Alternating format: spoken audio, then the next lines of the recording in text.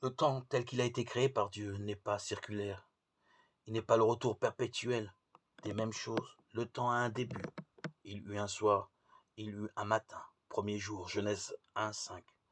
Et il aura une fin lors de la manifestation glorieuse du Seigneur.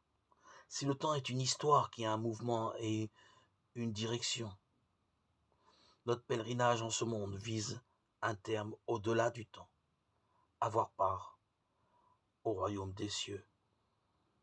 Notre marche dans l'histoire du monde a un poids d'éternité. L'enjeu est considérable. Puisque c'est toi qui nous donnes maintenant de te connaître, Seigneur. Tu es pour nous le gage du salut éternel. Et notre vie aujourd'hui est une histoire de salut, à la fois collective et personnelle. Déploie, Seigneur, ta puissance et viens, puisque nous ne pouvons obtenir que de toi la délivrance et le salut. Cette plénitude du salut est attendue au jour où le Seigneur viendra et nous connaîtrons enfin la vraie liberté.